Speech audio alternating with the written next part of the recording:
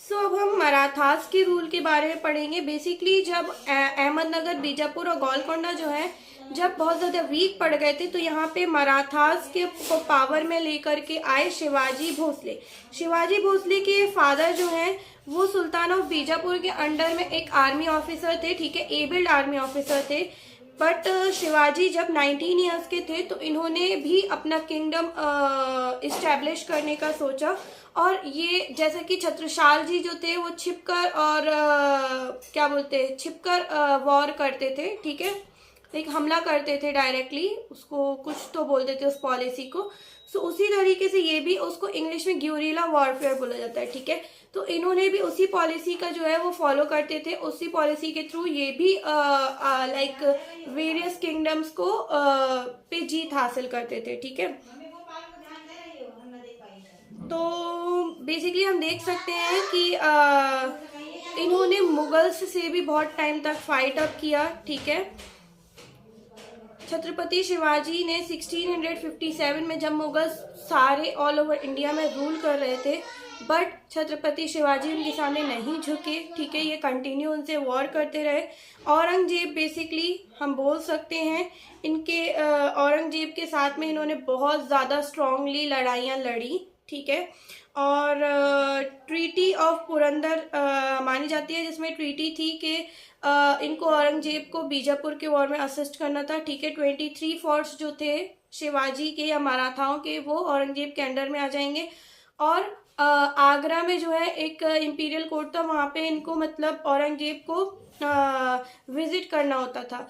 ये एक बार आगरा विजिट भी किए थे, क्योंकि औरंगजेब के साथ में ये लड़ाई हार गए थे ट्रीटी ऑफ पुरंदर में, ठीक है। तो इनके बीच में एक मतलब पुरंदर की लड़ाई हार गए थे, तो इनके बीच में एक ट्रीटी हुई थी, तो जिनके अंदर में ये तीन जो है पॉलिसीज वो आती थी। सो ये जब औरंगजेब को विजिट किए आगरा में, तो औरंगजेब ने इनको और इनके बेटे को कैद कर लिया था। बट जैसे तैसे करके शिवाजी जो है मैनेज किया और उनको फूल बना करके ये वहां से भाग निकले, ठीक है। और फिर ये फिर से जो है पावर में आए, स्ट्रॉन्ग पावर में आए, और इन्होंने फिर से मुगलों का सामना किया। एंड में जो है औरंगजेब ने भी इनको राजा के तौर पे मान लिया था, और ये अपने आप को as a independent ruler Shivaji ने जो है वो घोषित कर दिया था, ठीक है। बट शिवाजी की जो शिवाजी की कोर्ट में माना जाता है कि बहुत अच्छा सिस्टम था उनका पॉलिटिकली, जितना भी जो था, ठीक है। इनकी कोर्ट में 8 मिनिस्टर्स मेनली माने जाते हैं, जैसे कि अकबर की कोर्ट में नवरत्न थे, इनकी कोर्ट में 8 मिनिस्टर्स थे जिनको अष्ट प्रधान के नाम से जाना जाता था।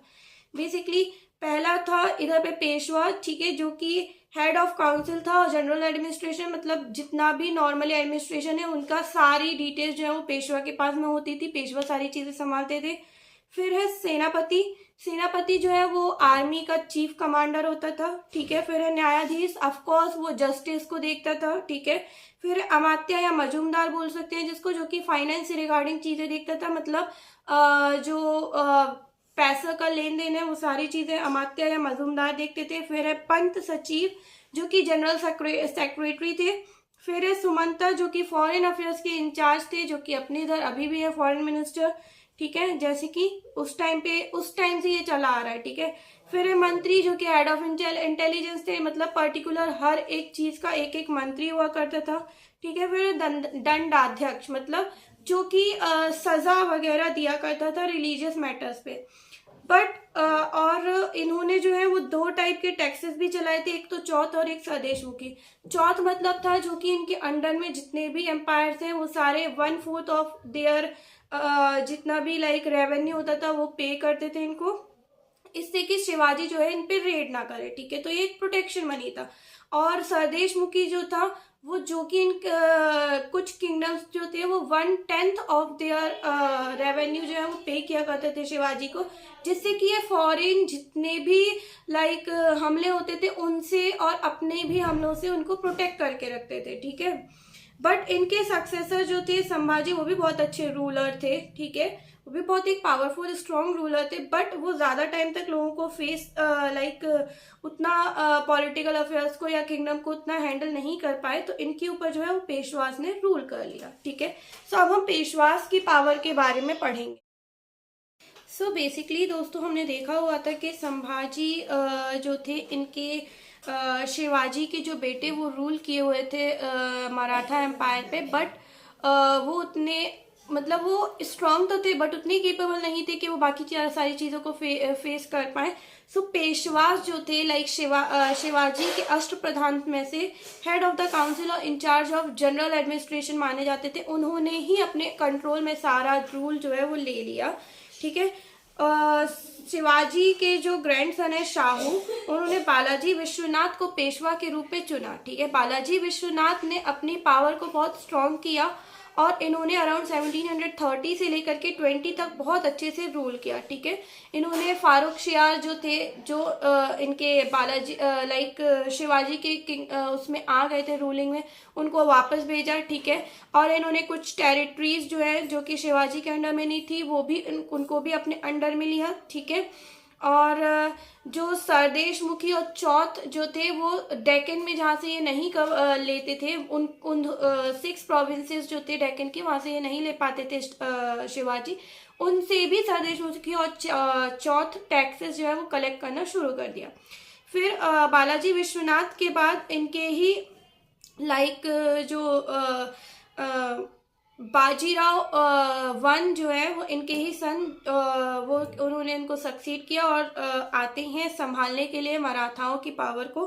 ठीक है, इन्होंने भी बहुत अच्छा रूल किया डेक्कन में, और अहमदाबाद और गुजरात की कुछ जो कॉन्स्टिट्यूएंसीज थी और मालवा की, उनको भी अपने कंट्रोल में लिया। ठीक है, बट ये भी लाइक इनका रूल भी बहुत अच्छा चला, इनको फाइटिंग पेशवा के नाम से जाना जाता था। ठीक है, इनके बाद इनके सन बालाजी बाजीराव जो है 1740 में तख्त पर आते हैं, लाइक मराठाओं का रूल जो है वो संभालते हैं। ठीक है, ये बहुत छोटे थे जब ये रूल पर आते हैं, तख्त पर आते हैं, जिनकी कहानी हमने बाजीराव मस्तानी में देखी हुई थी। ठीक है, ये भी बहुत अच्छे से रूल को संभालते हैं। इन्होंने अराउंड हैदराबाद, मैसूर और जो किंगडम्स थे उनको भी अपने अंडर में लिया। ठीक है, और कहा जाता है कि बालाजी बाजीराव के टाइम पे जो है मराठा एम्पायर बिल्कुल पीक पे था जो रूल कर रहा था। बट क्या होता है, थर्ड बैटल ऑफ पानीपत में 1761 में अहमद शाह अब्दाली इनको हरा देते हैं और इनकी डेथ हो जाती है। ठीक है, कुछ टाइम बाद इनकी डेथ हो जाती है, और इस टाइम पे जो है इंग्लिश जो कंपनीज थी वो मराठा एम्पायर के जो किंगडम्स थे वो बहुत ज़्यादा अलग अलग इंडिपेंडेंट किंगडम्स के रूप में टूट जाते हैं। सो इंग्लिश का ईस्ट इंडिया कंपनी जो है वो अपना रूल इन पे बाद में मराठा लाइक जो मराठास का एम्पायर था, किंगडम था, वहाँ पे आ जाती है और ट्रेडिंग रूल अपना जो है वो जमा लेती है। अब हम थोड़ी सा देखेंगे कुछ पॉइंट्स जो कि रिस्पॉन्सिबल थे डिक्लाइन ऑफ मराठा एम्पायर के ऊपर। ठीक है, क्या पॉइंट्स थे जिनकी वजह से मराठाओं का इतना अच्छा किंगडम जो है वो डिक्लाइन हो गया। फर्स्टली तो हम देख सकते हैं मराठाओं के पास में एक बहुत बड़ी आर्मी थी, बहुत बड़ा किंगडम था, बट वो फेल हो गए एंड में इतने बड़े किंगडम पे रूल करने पे। So that is the main reason.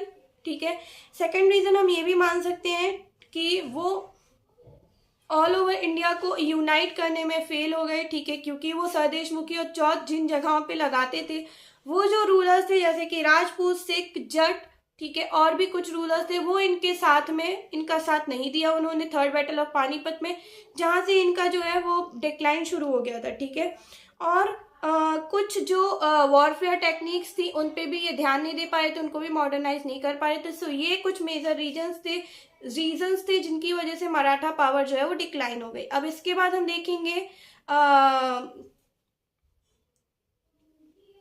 Modern India के बारे में, हिस्ट्री ऑफ मॉडर्न इंडिया। यहाँ तक हमारा मेडिवल इंडियन हिस्ट्री जो है वो कंप्लीट हो जाता है। मिलते हैं हम आपको मॉडर्न इंडिया की हिस्ट्री के बारे में। Thank you.